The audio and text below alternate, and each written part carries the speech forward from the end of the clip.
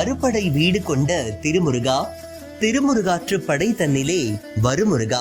கந்தன் கருணை திரைப்படத்துல KV மகாதேவன் இசையில டாக்டர் சீர்காழி கோவிந்தராஜன் பாடியிருக்கக்கூடிய பாடலை கேட்டா காதுக்குள்ள தேனா பாயுது அப்படின்னுட்டு என்ன மாதிரியே நீங்களும் சொல்வீங்க. அந்த வகையில முருகப்பெருமானை பத்தி பேசணும்னா இன்னைக்கெல்லாம் நான் பேசிக்கிட்டே இருப்பேன்.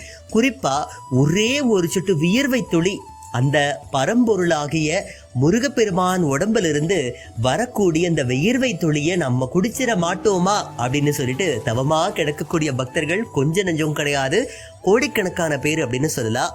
அந்த வகையில உலகத்துல வேற எங்கேயுமே பார்க்க முடியாத அதிசயம் பழனியில பொதிஞ்சு கிடக்கு. மக்கள் கூட்டம் கூட்டமா பயணிக்கக்கூடிய இந்த சமயத்துல பழனி அப்படின்னு சொன்னா திருவாவினன்குடிங்கிற பழமையான பேரும் இதுக்கு இருக்குங்கிறத மனசுல வச்சுக்கணும். அந்த வகையில போகர் அப்படிங்கிற சித்தர், அவருடைய சீடர் புரிப்பாணி உட்பட பல சீடர்களுடைய உதவியோட திண்டுக்கல் மாவட்டம் கன்னிவாடி பகுதியில் இருக்கக்கூடிய மெய்கண்ட சித்தர் குகையில இந்த நவபாஷான சிலையை செஞ்சாங்களாம். லிங்கம், குதிரைப்பல், கார்முகில், ரச செந்தூரம், வெள்ளை பாஷணம், ரத்த பாஷணம், கம்பி நவரசம், கௌரி பாஷணம், சீதை பாஷணம்னு 9 வகையான அபூர்வமான மூலிகைகளை கொண்டு கடுமையான பிரயாசையோட இந்த சிலையை உருவாக்கி இருக்கிறாரு போகர் அப்படிங்கிற சித்தர். இந்த சிலையை வைக்கிறதுக்காக செவ்வாயோட ஆதிக்கம் அதிகம் இருக்கக்கூடிய பகுதியை தேடிட்டு இருந்தப்போ அதுக்கு பொருத்தமான இடம்தான் இந்த பழனி மலை அப்படிங்கிறது அசரீரி மூலமா தெரிய வந்திருக்கு.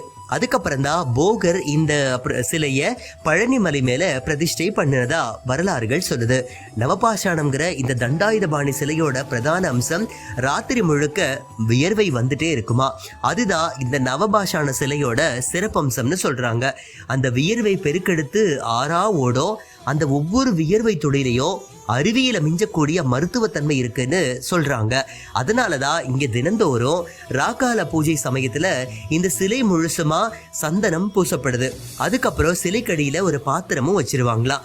மறுநாள் அதிகாலையில அந்த சந்தனம் கலைக்கிறப்போ அந்த சந்தனத்துல வியர்வை துளிகள் பச்சை நிறத்துல ஒட்டிக்கிட்டு இருக்குமா. கீழே வைக்கப்பட்ட பாத்திரத்திலேயோ வழிஞ்சு வரக்கூடிய வியர்வை நீரானது சேகரிக்கப்பட்டு கௌபீன தீர்த்தம் அப்படின்னு சொல்லி சொல்றாங்க. இது உலகத்துல வேற எங்கேயுமே பார்க்க முடியாத அதிசயம்னு அங்க இருக்கக்கூடிய குருமார்கள் சொல்றாங்க. இந்த சந்தனமோ கௌபீன தீர்த்தமோ அருமருந்தா கருதப்படுது.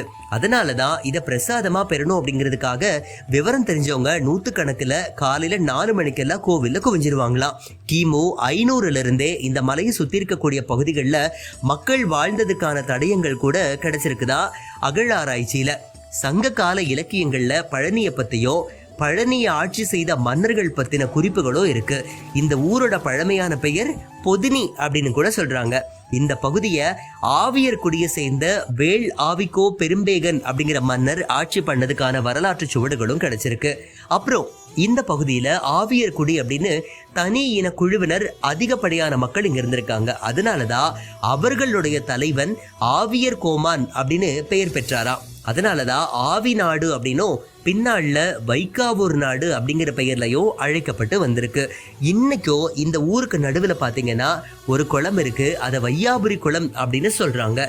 இப்போ மலை மேல இருக்கக்கூடிய கோவில் பிற்கால பாண்டிய மன்னர்களுடைய கட்டுமான பாணியில இருக்கு.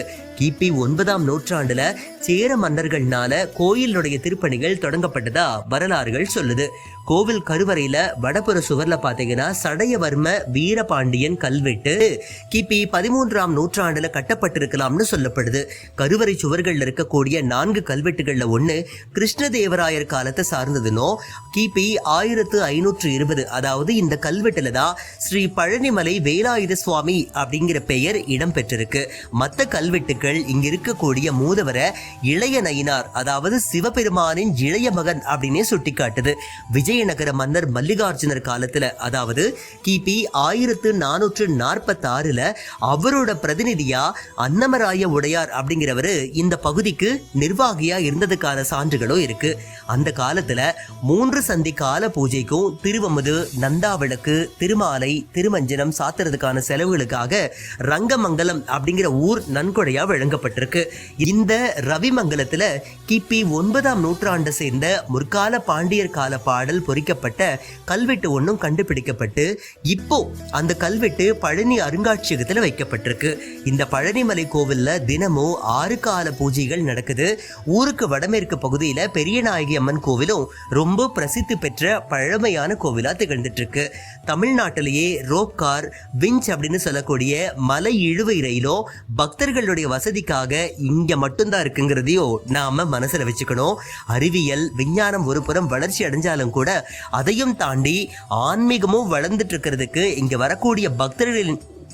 வரக்கூடிய பக்தர்களின் கூட்டமே சாட்சியா இருக்குன்னு சொன்னா அதுவும் சத்தியமான உண்மை.